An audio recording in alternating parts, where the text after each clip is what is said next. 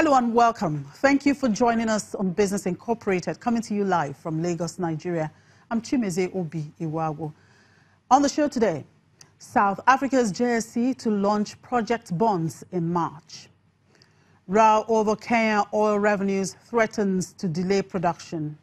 Plus, UAE defends DP World in Djibouti port dispute. Let's get the show started now with the markets. And here in Africa, all the markets were in the green at intraday except the Nigerian market, which was flat. The all share index was flat down at 0.01% at intraday.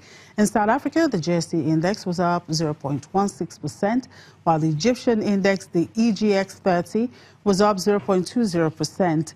Kenya closed in the green, up 0.02% on Friday.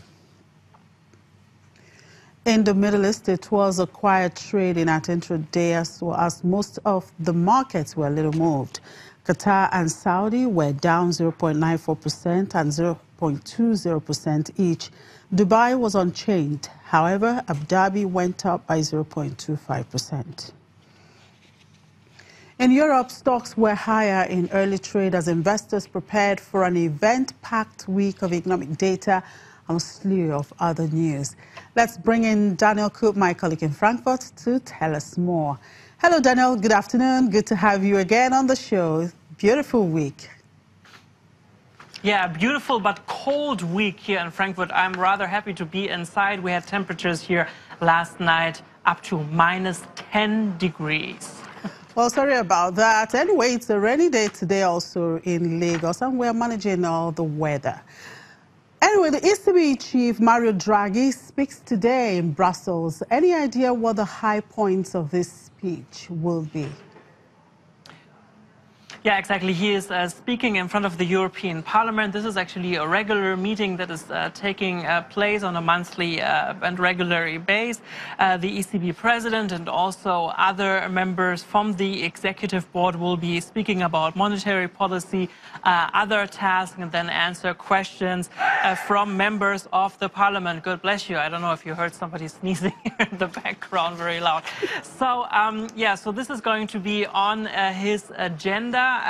Of course, there's always this question, you know, how the monetary policy here of the ECB will be changing, maybe this year, maybe next year as well. We are hearing lots of rumors that the bond purchasing program might be stopped by the end of the year. Of course, there's always this question about higher interest rates. We remember that in the United States, we might see up to 3, maybe even 4 interest rate hikes happening this year. This is certainly not going to be reality here in Germany as well. Investors are actually quite relieved about that. But from next year on, 2019, that's going to be the time when Mr. Draghi also will retire. Many investors feel that then we could really see a longer lasting change of the monetary policy also here happening for the European Union. But today, this is just a regular meeting. Not too many big surprises are actually expected to be announced. Okay, let's go to Italy, where election is expected this week, perhaps tomorrow. Now, are the Italian markets and investors unnerved at the moment? Yeah, this is going to be very interesting.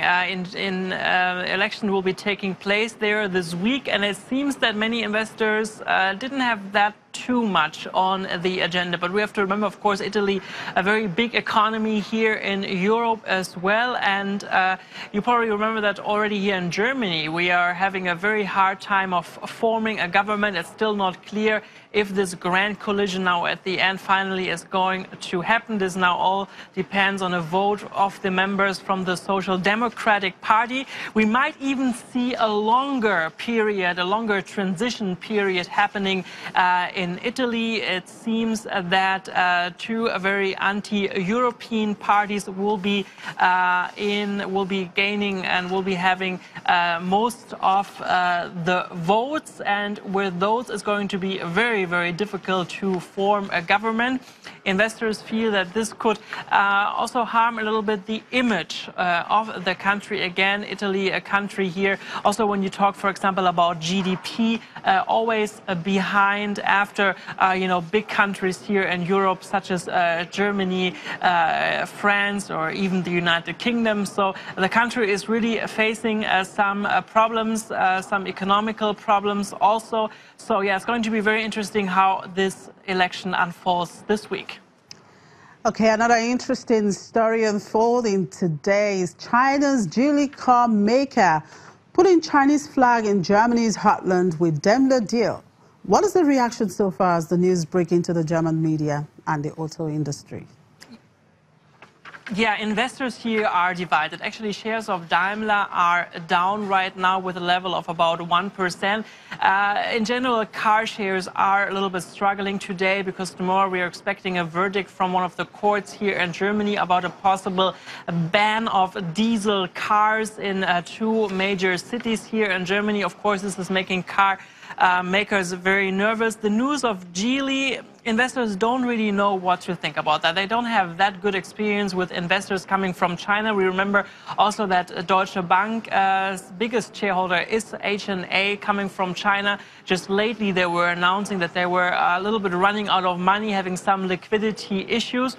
Then there's this question mark what this could actually mean when Geely would even get a seat in the supervisory board of Daimler.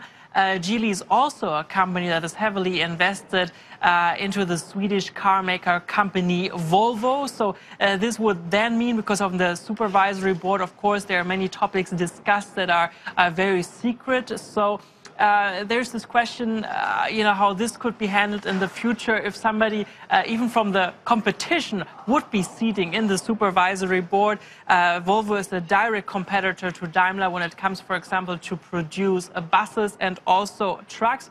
Now we are hearing that Mr. Li, he's the owner of Geely, after this news was released for the first time on Friday. He is in Germany right now, meeting with high-ranked officials from the German government. We also had a statement a little bit earlier from the acting German economy minister, Brigitte Zypries, saying that this is going to be very well observed, how this is going to work in the future. Also, of course, Mr. Li will have to get the trust also from Daimler employees. So, yeah, to wrap this up, Chimi, investors don't really know what to make out of all of this. Well, thank you very much for those updates. It's just the start of the week, and we have quite a lot to chew in the course of the week, so you get prepared. Hope to see you tomorrow.